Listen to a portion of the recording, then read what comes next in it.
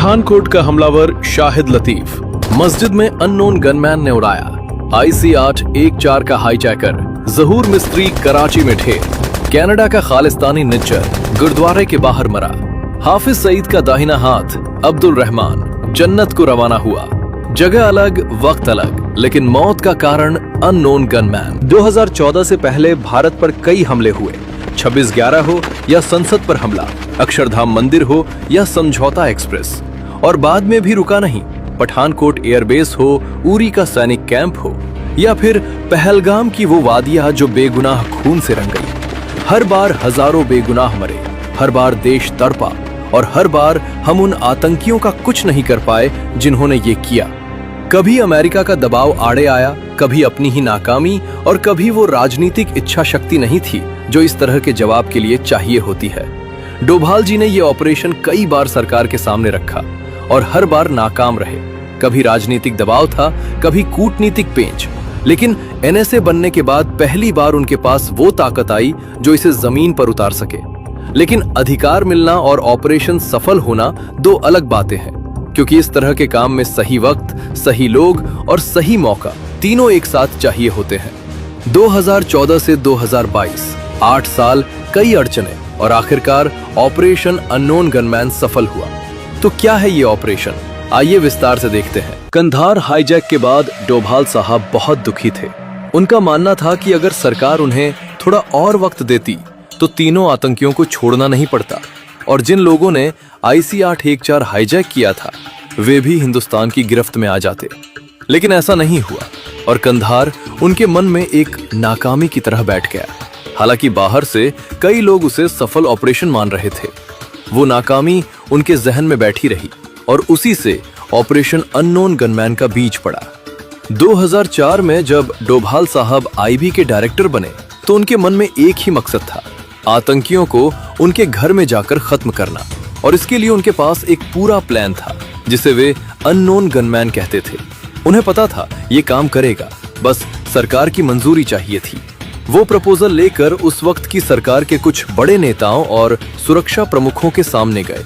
एक high level meeting बुलाई, पूरा प्लान रखा, और उम्मीद थी कि इस बार बात बनेगी। लेकिन एक राजनीतिक नेता ने वो फाइल उठाई और फेंक दी। बोला, ये क्या घटिया तरीका है। डोभाल साहब का मन उस दिन बहुत दुखी हुआ, लेकिन उनका हौसला नहीं टूटा, क्योंकि उन्हें पता था कि ये ऑपरेशन सही है, और जिस दिन सही सरकार आएगी, सही इंसान मिलेगा, उस दिन ये जरूर होगा। 11 जुलाई 2006 शाम का वक्त था। मुंबई के लाखों लोग दफ्तर से घर की तरफ निकल रहे थे।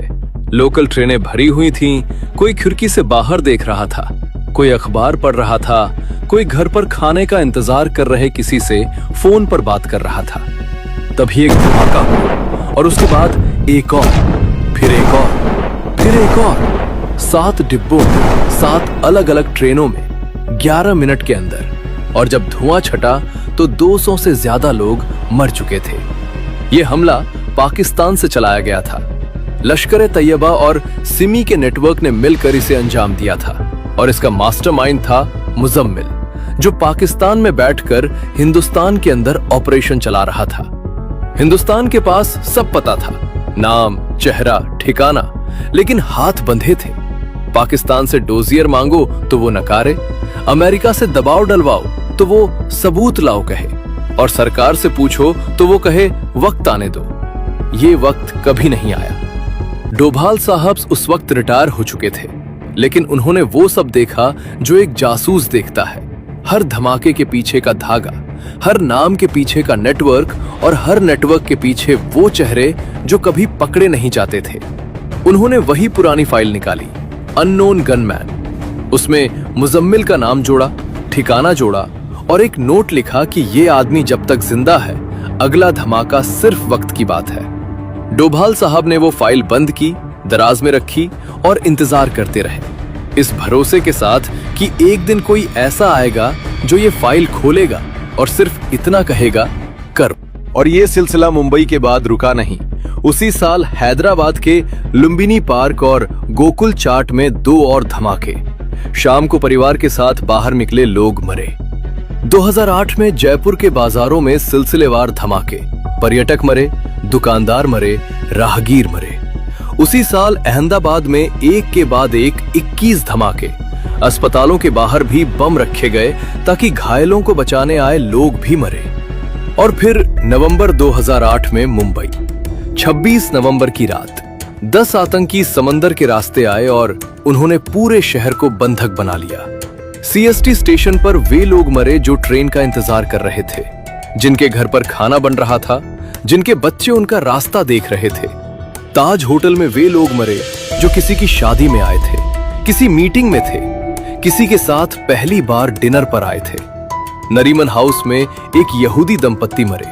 उनका 2 साल का बच्चा जिंदा बचा क्योंकि उनकी नानी ने उसे सीने से लगाकर छुपा लिया था। 3 दिन 166 लोगों की मौत और पूरी दुनिया देख रही थी। ताज होटल की आग टीवी पर लाइव थी और पाकिस्तान में बैठे वे लोग जिन्होंने ये भेजा था, वे भी शायद वही टीवी देख रहे थे। हर बार सरकार ने बयान दिया, हर बार मोमबत्तियां जली, हर बार कहा गया कि दोषियों को बख्शा नहीं जाएगा, और हर बार कुछ नहीं हुआ। पाकिस्तान में बैठे वे लोग जिन्होंने ये सब करवाया, वे अगला ऑपरेशन प्लान करते रहे, प्रेस कॉन्फ्रेंस करते रहे, खुलेआम घूमते रहे, क्योंकि उन्हें पता था कि हिंदुस्तान की सरकार सिर्फ दिखावा करती है, करती कुछ नहीं। डोभाल साहब वो सब देख रहे थे। हर धमाके के बाद वो फाइल थोड़ी और भारी होती जाती थी। नए नाम, नए ठिकाने, नए सबूत। 26 नवंबर के बाद डोभाल साहब के अंदर जो गुस्सा था वो शब्दों में नहीं आता। उन्होंने वो सब देखा था जो एक जासूस देखता है। हर नाम जानते थे, हर ठिकाना जानते थे, और फिर भी बेबस खड़े रहे क्योंकि सरकार ने हाँ नहीं कही। आखिरी उम्मीद के साथ वे गुजरात पहुंचे। उस वक्त गुजरात के मुख्यमंत्री मोदी जी थे और डोभाल साहब ने उनसे एक मुलाकात मांगी, गुप्त, सिर्फ दोनों के बीच, कोई फाइल नहीं, कोई दफ्तर नहीं, कोई तीसरा नहीं। मोदी जी ने हाँ कहा। उस मुलाकात में डोभाल साहब ने वो सब रखा जो उन्होंने बरसों में इकट्ठा किया था। हर आतंकी का नाम, उसका ठिकाना, उसके नेटवर्क की जड़ें, और ये कि उनके लोग वहां पहले से मौजूद है। बस एक इशारे की देर है, 1 घंटे में काम हो जाएगा। मोदी जी वो सब देखते रहे, चुपचाप, एक एक पन्ना। फिर उन्होंने ऊपर देखा और पूछा, तो ये अब तक हुआ क्यों नहीं? डोभाल साहब ने सीधे कहा, सरकार का साथ नहीं मिल रहा। कमरे में कुछ देर चुप्पी रही। फिर मोदी जी ने कहा, यह ऑपरेशन होगा, चाहे इसके लिए कोई भी कदम उठाना पड़े। उस दिन से मोदी जी और डोभाल साहब के बीच एक धागा बंधा जो बाद में जाकर दुश्मनों को थरथरा देने वाला था। डोभाल साहब ने अपनी पूरी जिंदगी में बहुत कम लोगों पर भरोसा किया, और उस वक्त सिर्फ एक इंसान था जिस पर वे भरोसा करते थे, मेजर विक्रम सिंह राठौर। वही विक्रम जिन्होंने आगे चलकर ऑपरेशन ऑक्टोपस जैसे कई बड़े ऑपरेशन लीड किए, जिनमें मोदी जी पर होने वाला हमला भी रोका गया। लेकिन उस वक्त वे के एक छोटे से गांव के पास एक नदी के किनारे एक ऐसी जगह पर थे जिसका नक्शे पर कोई नाम नहीं था।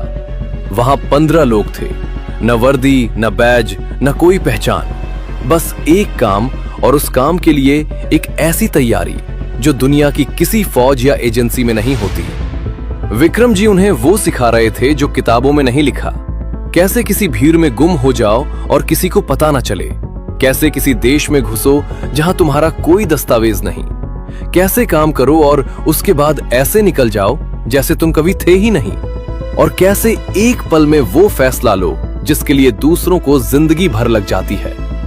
ये ट्रेनिंग महीनों चली, थकान, दर्द और वे हालात जो इंसान को तोड़ देते हैं, लेकिन यही तोड़ना जरूरी था, क्योंकि जो काम इन्हें करना था वो टूटे हुए इंसान नहीं, ढले हुए इंसान करते हैं। इन 15 लोगों का न कोई घर था, न कोई पहचान, न कोई नाम जो कोई जानता हो, बस एक जज्बा था देश के लिए, और एक यकीन था कि जो काम सरकारें नहीं कर सकती वो वे करेंगे। यही थे अननोन गनमैन, और इन्हीं में से वे लोग थे जिन्होंने आगे जाकर उन आतंकियों को उनके घर में जाकर ठिकाने लगाया जो सालों से हिंदुस्तान के खिलाफ खेल खेलते रहे थे। उन दिनों डोभाल साहब अपनी फाउंडेशन के जरिए काम कर रहे थे, रिपोर्टें लिख रहे थे, रिटायर्ड अफसरों से मिल रहे थे, नीति निर्माताओं को समझाने की कोशिश कर रहे थे कि देश के अंदर और बाहर क्या हो रहा है और कितना बड़ा खतरा पल रहा है जिसे देखकर भी अनदेखा किया जा रहा है। फाउंडेशन के उस दफ्तर में बड़े बड़े नाम आते थे, पूर्व सेनाध्यक्ष, रिटायर्ड खुफिया अफसर, रणनीतिकार, और हर बातचीत में एक ही बात निकल कर आती थी कि हिंदुस्तान के पास जानकारी है, क्षमता है, लेकिन इच्छा शक्ति नहीं है।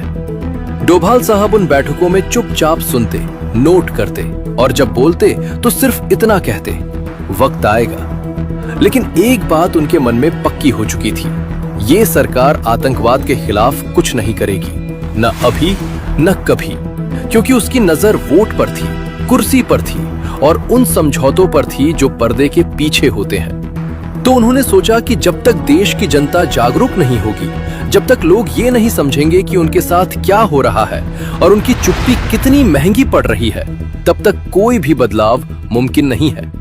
फाउंडेशन के जरिए उन्होंने वो काम शुरू किया जो दिखता नहीं था, सही लोगों तक सही जानकारी पहुंचाना, देश के अंदर एक ऐसी सोच तैयार करना जो ये मांग करे कि जवाब दिया जाए और ये बताना कि हमला सहना देशभक्ति नहीं, देशभक्ति तो जवाब देने में है। 2011 में एक लहर उठी, एंटी करप्शन मूवमेंट। वो आंदोलन भ्रष्टाचार के खिलाफ था, लेकिन उसकी जड़ में वो थकान थी जो बरसों से जमा हो रही थी। हर धमाके के बाद जब सरकार ने मोमबत्ती जलाकर काम खत्म कर दिया, हर उस मौके पर जब न्याय की उम्मीद टूटी और हर उस बयान पर जो दिया गया लेकिन जिसके पीछे कोई इरादा नहीं था, लाखों लोग घरों से निकले। दिल्ली हो, मुंबई हो या छोटे शहर, शहर शहर धरने हुए और पहली बार एक ऐसी आवाज उठी जिसे दबाना आसान नहीं था, क्योंकि ये किसी एक पार्टी की आवाज नहीं थी, ये उस आम आदमी की आवाज थी जो बरसों से थका हुआ था और जिसे अब कोई उम्मीद की किरण दिख रही थी। उस आंदोलन में कई लोग आगे आए, अलग अलग पृष्ठभूमि से, अलग अलग इरादों से, लेकिन एक बात सब में समान थी कि अब बहुत हो चुका।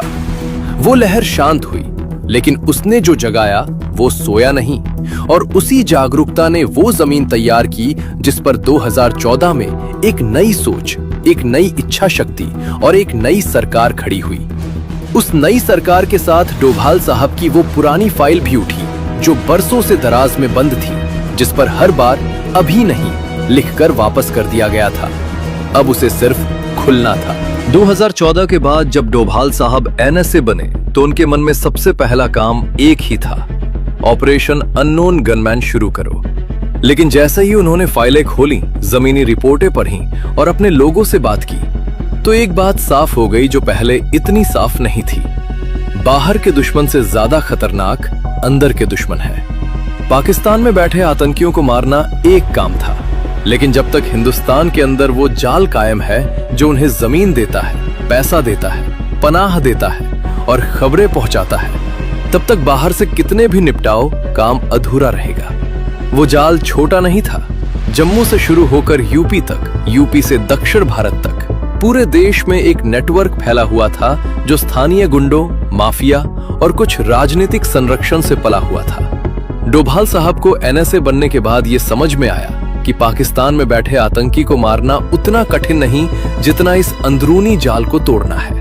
उन्होंने देश के कई राज्यों के डीजीपी से मुलाकातें की, एक एक जिले की रिपोर्ट मांगी, एक एक नाम की जांच कराई और फिर एक सूची बनी। उस सूची में वे स्थानीय गुंडे और माफिया थे जो इस जाल की कड़ियां थे।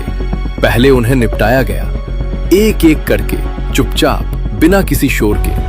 और ये काम इतना आसान नहीं था, क्योंकि इनके पीछे राजनीतिक ताकत थी, वकील थे और वो व्यवस्था थी जो इन्हें बचाती आई थी। लेकिन अब व्यवस्था के ऊपर एक और इच्छा शक्ति थी, और जब ये अंदरूनी जाल कमजोर होने लगा, तब डोभाल साहब ने अपनी नजर बाहर की तरफ मोड़ी। इसी बीच डोभाल साहब की फाइलें और भी मोटी होती जा रही थीं। पुलवामा हुआ, फरवरी 2019 में सीआरपीएफ के 40 जवान एक ही झटके में शहीद हो गए और पूरा देश सन्न रह गया। पठानकोट हुआ, एयरबेस पर हमला, जवान शहीद और एक बार फिर वही सवाल जिसका जवाब कभी नहीं मिला था।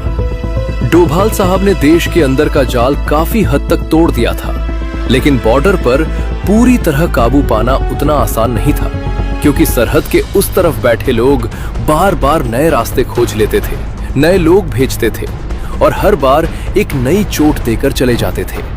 फाइल में हर हमले के बाद एक नया नाम जुड़ता था और वो नाम उस सूची में जाता था जो अननोन गनमैन के लिए बनी थी। 3 दिसंबर 2021 डोभाल साहब प्रधानमंत्री जी से मिले। वो फाइल जो 2004 से उनके पास थी, जिसे कई बार ऊपर भेजा गया और हर बार वापस आई, वो उस दिन मेज पर रखी थी। प्रधानमंत्री जी ने उसे देखा, थोड़ा सोचा और मंजूरी दे दी। उस दिन से अननोन गनमैन ने काम शुरू किया। एक एक नाम, एक एक ठिकाना चुन चुन कर, बिना शोर के, बिना किसी दावे के। वे आतंकी जिनके पास जाने में हवा भी इजाजत मांगती थी, जो सालों से किसी की पकड़ में नहीं आए थे, जिन्हें उनके अपने देश की हुकूमत भी अनछुआ रखती थी, उन्हें एक झटके में ठिकाने लगा दिया गया। अब तक 60 से अधिक बड़े आतंकी मारे जा चुके हैं। जगह अलग, वक्त अलग, लेकिन मौत का कारण अननोन गनमैन। ये कैसे हुआ, किसने किया, कहां कहां हुआ? अगर ये जानना है तो कमेंट में बताओ। जय हिंद।